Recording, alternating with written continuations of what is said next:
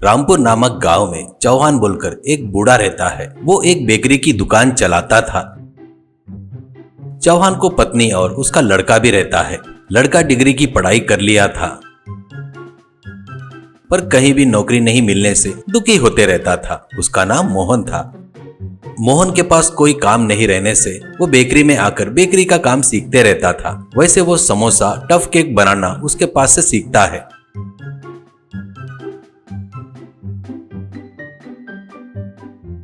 एक दिन एक ऑफिस में जितेंद्र बोलकर एक सीनियर मैनेजर, देखो मोहन, सिर्फ डिग्री तक पढ़े तो कोई भी नौकरी नहीं मिलेगी, ऊपर से तुझे एक्सपीरियंस भी नहीं है। पर तेरी परिस्थिति देखकर तू दुख हो रहा है, इसलिए मैं तुझे कुछ महीने के लिए ट्रेनिंग पर काम में रख लेता हूँ। कल ही आकर ड्यूटी ज्वाइन कर ले, ऐसा कहता है। मोहन, बहुत बहुत धन्यवाद जी, आपने बताया वैसे ही मुझे एक्सपीरियंस नहीं है करके किसी ने भी जॉब नहीं दिया, पर आप बड़ा दिल करके मुझे नौकरी दी है। आप जो मेरे लिए किए है ना, वो मैं कभी नहीं भूल सकता सर, ऐसा कहता है। वो उतनी बात क्यों बोल रहे हो मोहन, तुम्हारे अंदर काम करने की इच्छा दिखी, इसलिए तेरे ऊपर भरोसा करके नौकरी दिया। ऑल दी बेस्ट, ऐसा कहता है।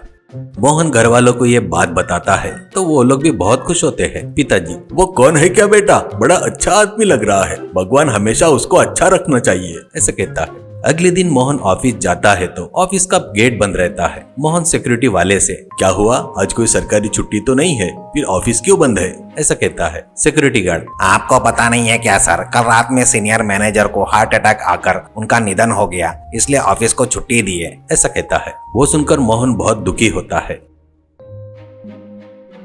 अगले दिन जाकर ऑफिस में पूछता है तो दूसरा मैनेजर, उन्होंने तुझे कुछ ऑफिशियल अपॉइंटमेंट लेटर दिए क्या? अगर नहीं दिया है तो तुमको हम नौकरी नहीं दे सकते। आई एम सॉरी, ऐसा कहता है। इससे मोहन दुखी होकर घर का रास्ता पकड़ता है।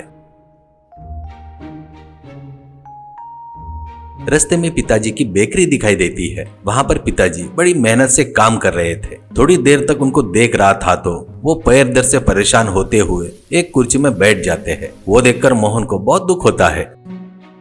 बेचारे, इस उम्र में मेरे पिताजी इतनी तकलीफ से रहे हैं और बगैर नौकरी के मैं घूम रहा हूँ। असल में मैं किसी के हाथ के नीचे क्यों काम करूँ, ये बेकरी है ना, मैं ही चलाया तो मुझे किसी के पास काम करने की जरूरत नहीं रहेगी। ऊपर से मेरे पिताजी को आराम करने दिए जैसा भी होगा करके सोचता है।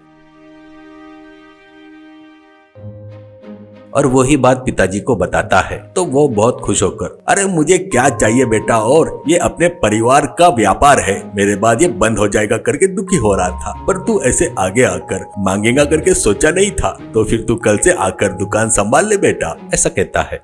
मोहन अगले दिन से बेकरी संभालते रहता है। शाम होने पर लड़का कैसा व्यापार कर रहा है करके देखने के लिए पिताजी वहां पर आते हैं।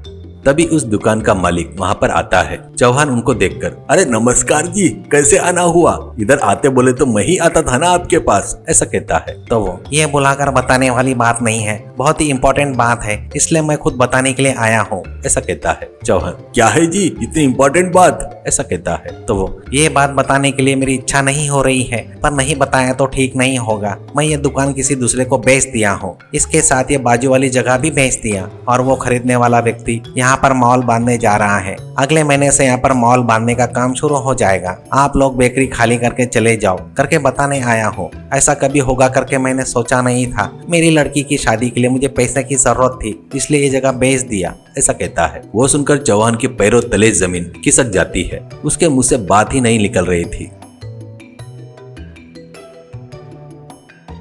वो जाने के बाद मोहन, पिताजी दुखी मत हो, ये सब मेरी वजह से हुआ है शायद, मैं जहाँ पर भी पैर रखता हूँ वहाँ पर ऐसा ही होता है शायद, उस दिन नौकरी आज अपनी बेकरी करके बोलता है। चौहान अपने आप को संभाल कर, अरे नहीं बेटा, जो होने वाला है उसको अपन नहीं रोक सकते, अपना इस बेकरी से रिश्ता खत्म हो गया है सोचना चाहिए। दुकान का मालिक बहुत अच्छा आदमी है, किराया भी बहुत कम लेता था, पर अपना टाइम ठीक नहीं है, बस अभी के अभी दूसरे जगह पर दुकान लगाना बोले तो अपने बस की बात नहीं है, अब सब उस ऊपर वाले की दया है, ऐसा कहता है।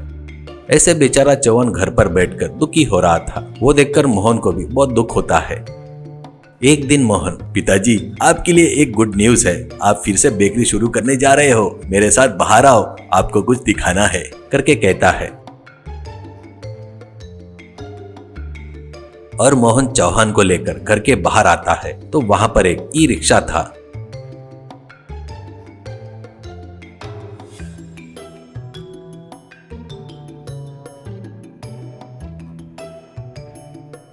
तो चौहान, क्या है बेटा ये? बेकरी शुरू करने जा रहा है कहकर इसे दिखा रहा है, असल में ये क्या है?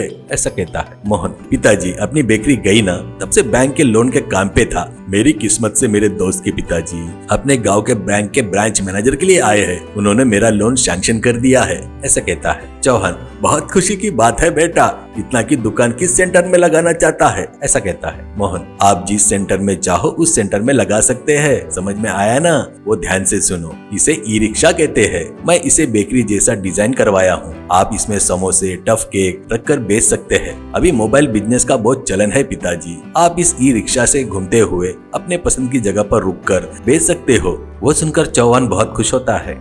ऐसे अगले दिन से मोहन उस ई रिक्शा में जा रहा था तो सभी लोग बड़े विचित्र नजर से देख रहे थे। मोहन उसके पसंद के चौक में रिक्शा रोककर समोसे और टफ केक बेच रहा था।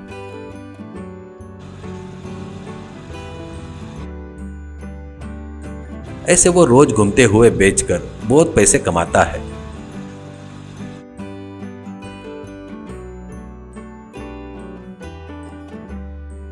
ऐसे बच्चे को सक्सेस होता देखकर पिताजी बहुत खुश होते हैं।